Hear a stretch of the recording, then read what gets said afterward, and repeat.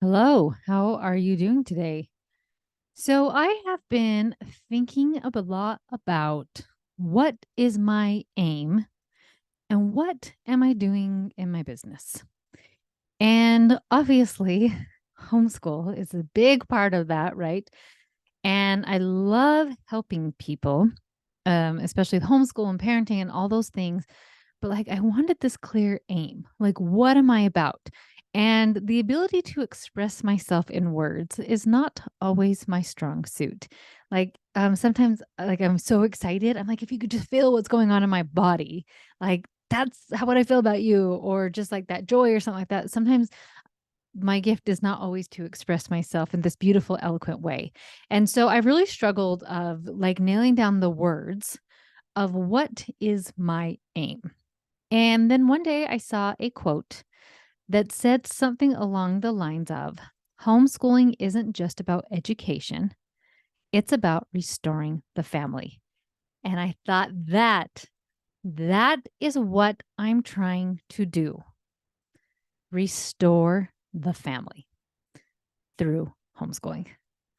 So, I feel like the family has been under attack from the adversary and it is only getting more and more apparent. Now, because I love stats, I truly love books like that are fact books. Like, I think they're so fascinating. I love facts and stats, all those things. Allow me to share some with you right now. So, according to the American Psychology Association, approximately 40 to 50% of first marriages end in divorce. Second marriages ending 60 to 67% of second marriages end in divorce. So, marriage rates of divorce that totally affects the family, right? It's a pretty high percentage. Another step in 2020, research by sociologists Carl Pillamar showed that 1 in 4 Americans are estranged from their families. So roughly 67 million people. So 1 in 4 people, right? Um, they're just like they're not even have anything to do with their family. Obviously, that affects the family. Let's see. Data posted in the Journal of Marriage and Family showed that 74% of parents admitted to yelling or screaming, with 1 in 4 indicating they had sworn or cursed at the child. So then the family's probably not very happy if we have a lot of yelling and screaming and those types of things going on. We also have families being attacked with things like gender and other things that may not align with your family values. So in the scriptures in Isaiah 5:20 it says, "Woe unto them that call evil good and good evil, that put darkness for light and light for darkness, that put bitter for sweet and sweet for bitter." I feel like right now there are so many loud voices out there yelling and telling families that the good things are actually evil. Being married is probably evil somehow, right? Like having children and homeschooling and all these things, they're like, that's not fair that you do these things and that's not okay, right? And like so these good, beautiful things, they're just under attack. And being in a family and all these things are under attack. And I thought, what I want to do is help restore families and help families be a whole unit and have joy and have peace and like just be excited for life again. And I am feeling this call so loudly to help restore families. I am sure there are so many ways to do it, but I want to share with you some of the ways that I want to do it. So, first and foremost, I want to help moms get out of the victim mindset of being a mother. Now, you can keep any thought you want. I'm not going to try to convince you to have, like, you can't think that way, right? I'm never going to say something like that. But the world is telling women right now that they are victims, especially if they are mothers. And it's not making women any happier. It's actually making women quite unhappy and unsatisfied. I want women to see that they are not victims, that they are amazing. Allow me to share one of my favorite poems by William Ross Wallace that expresses what I feel about mothers. Blessings on the hand of women. Angels guard its strength and grace. In the palace, cottage, hovel. Oh, no matter where the place. Would that never storm assailed it, rainbows ever gently curled, for the hand that rocks the cradle is the hand that rules the world. Infancy's the tender fountain, power may with beauty flow. Mothers first to guide the streamlets from the soul's unresting grow. Grow on for the good or evil, sunshine streamed or evil hurled, for the hand that rocks the cradle is the hand that rules the world. Women, how divine your mission, here upon your natal sod. Keep, oh, keep the young heart open, always to the breath of God. All true trophies of the ages are from mother loved impearled, for the hand that rocks the cradle is the hand that rules the world. Blessings on the hand of women, fathers, sons, and daughters cry, and the sacred song is mingled with the worship in the sky. Mingles where no tempest darkens, rainbows evermore are hurled, for the hand that rocks the cradle is the hand that rules the world. And that is the title of the poem, For the Hand That Rocks the Cradle is the Hand That Rules the World. I love that poem. Like, yes, like women are so stinking powerful and they are so needed in their homes and they are shaping future generations. Now, I'm not saying that women can't work or shouldn't have help like a nanny or a housekeeper or anything like that. We all have different paths that we are supposed to be on. But I do believe that women have such an amazing power and influence over their family. So that's my first thing, is to help remind women the power and the beauty that they have in their home. For the hand that rocks the cradle is the hand that rules the world. Second, I love teaching parents how to connect with their kids, how to stop yelling, stop the contention, the fighting, and the chaos. Can you imagine what would happen in just one generation if kids grew up in a safe environment where they were connected with their parents? They would have strong values and morals and would stop listening to the world who calls good evil for their values. When you are connected with your kid, you can teach them.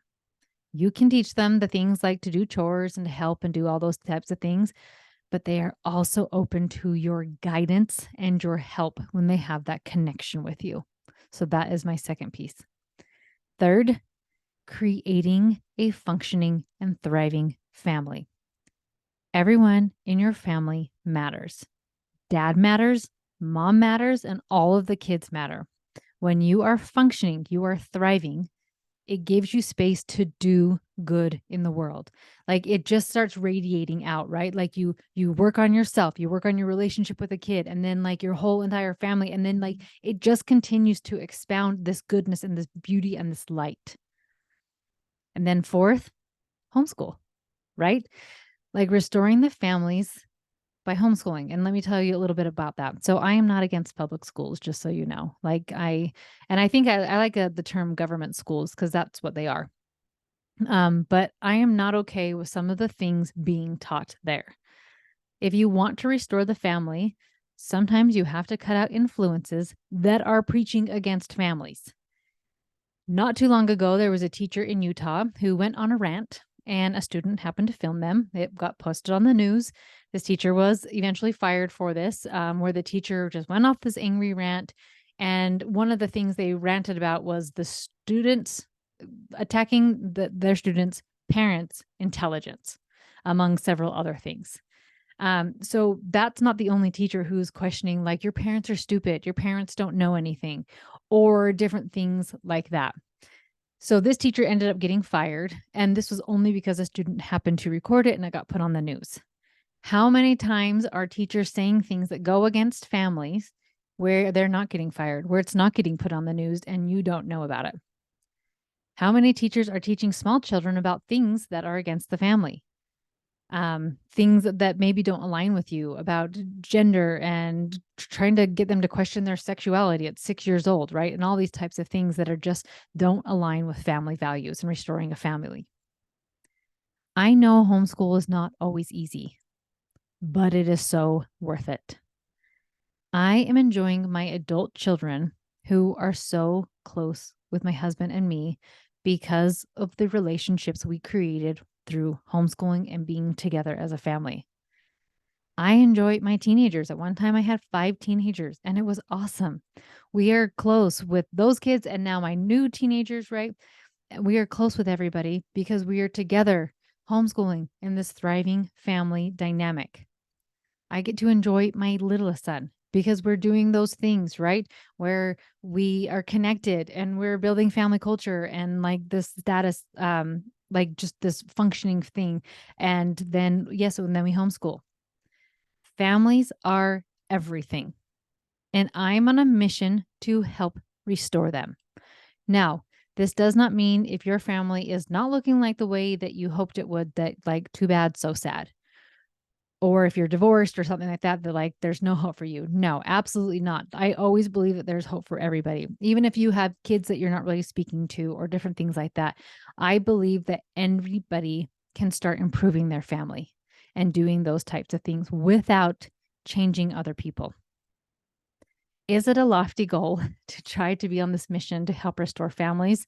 Probably. But friends, sometimes I'm kind of like that. I do things the other day, not too long ago, my sister and I just went on a hike and we haven't done a lot of hiking. And we're like, I think I could do this. Was it really hard? Absolutely. Was I sore? Yeah, my calves were so tight the next day, but I did it. And so maybe this part of me that's like, I think I can do things like this. Like, why not try this really hard event or try this difficult thing? Like, I think I can figure it out. So why can't I figure this out where I can help so many more people start helping to restore their families? I know there are other women out there who are feeling the same thing and they're not quite sure what to do. They're feeling like, yes, like maybe I started homeschooling because of academics or just time or something like that, but I'm realizing it's family. Like I want this family and this unity and this closeness, but like we're chaotic and crazy. And maybe you think you're broken. That's okay wherever you are. That's why I am here to help. Is that I can help you through these processes of what I was talking about of believing in yourself, letting go of any victim mindset of you was as a mother, anything like that, learning how to connect with your kids, learning how to create this thriving, functioning family, learning how to homeschool in a way that like you want to, that speaks to your heart, to teach your children the way you want to, so that you can restore your own family. And then that will just like do the good, so much good for generations to come. And that is so exciting to me. Remember that the hand that rocks the cradle is the hand that rules the world. Mamas, you have the power to change things for the better. And I am going to be by your side the whole stinking way, cheering you on. Let's go do this. Have a great week, and I'll talk to you next time.